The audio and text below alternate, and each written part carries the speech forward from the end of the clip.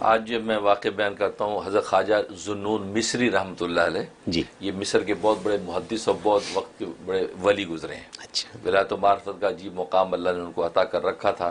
بڑے صاحب کشف و کرامت بزرگ تھے. ان کا یہ واقعہ تذکرۃ الاولیاء میں حضرت خواجہ فرید الدین عطار رحمۃ اللہ علیہ نے نقل کیا ہے. تو حضرت ذوالنون مصری رحمۃ اللہ علیہ فرماتے ہیں کہ میں نے 30 سال کی میری دعوت ہدایت جو ہدایت کی میں نے دعوت دی ہے، تو فرمایا کہ اس کا فائدہ یہ ہوا کہ ایک شہزادہ اس نے صحیح ہدایت کی حقیقت کو پایا. اچھا ہاں وہ ہوا یہ کہ کہتے میں مسجد میں بیان کر رہا تھا اور بیان کے دوران میں نے یہ بات کہی کہ کمزور کا اپنے سے طاقتور کے ساتھ جنگ کرنا احمقانہ حرکت ہے. اوکے یہ بات میں نے کہی.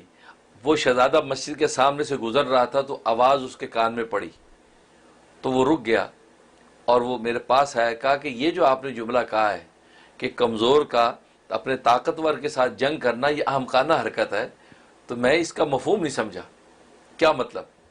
حضرت فرماتے ہیں میں نے اس سے کہا کہ اس کا مطلب یہ ہے کہ بندے کا جو کہ کمزور و ناقص ہے اپنے خدا کے ساتھ جنگ کرنا یہ حماقت نہیں تو کیا ہے.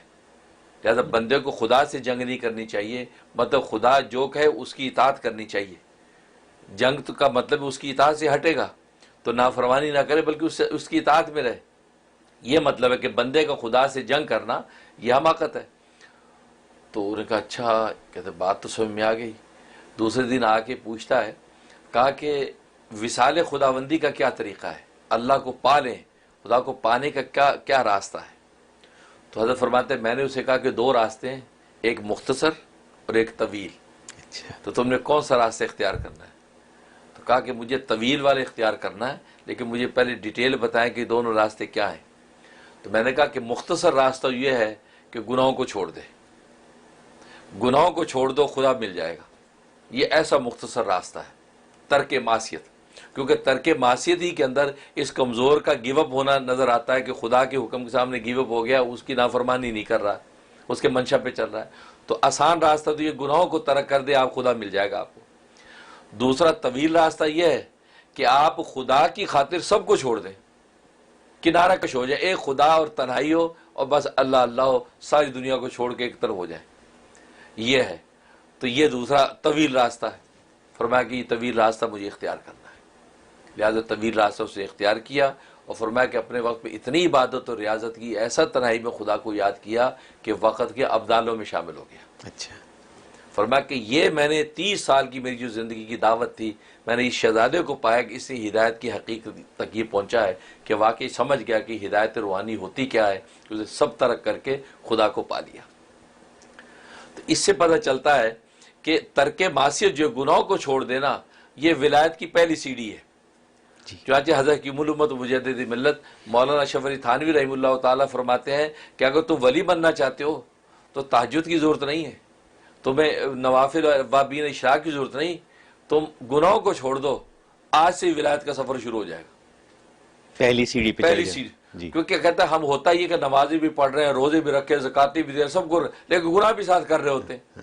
تو فرمایا کہ آج سے حساب لگا لو کہ بس یہ گناہ میں نے چھوڑنا شروع کر دینے. آج میں نے غیبت نہیں کرنی، مثلا آج سے میں نے جھوٹ نہیں بولنا. فرمایا آہستہ آہستہ گناہ تم چھوڑتے چلے جاؤ گے، اللہ ولایت کی سیڑھیوں پہ چڑھاتا چلا جائے گا. آپ کو تہجد اور جناب اوابین و اشراق پڑھنے کی ضرورت بھی نہیں.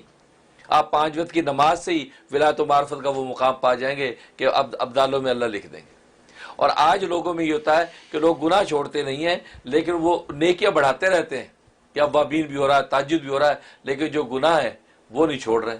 غیبت بھی چل رہی ہے، چغلی بھی چل رہی ہے، دوسرے کا ٹھٹھا بھی چل رہا ہے، تجارت کے اندر ڈنڈی بھی مار رہے ہیں، بلکہ ڈنڈے مار رہے ہیں. تو نتیجہ کیا ہوتا ہے؟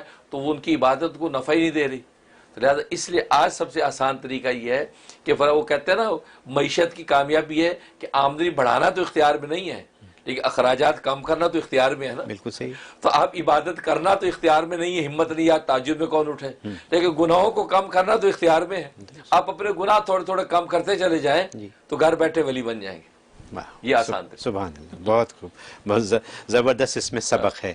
اور بات بالکل سیدھی ہے کہ گناہ کم کر دیں بس. اور آپ نے پہلے ہم نے ذکر کر لیا کہ جو ڈیلیبریٹلی نہیں کرتے ہیں، نادانستگی میں کرتے ہیں، اس کی معافی کا بھی طریقہ آگے. بہت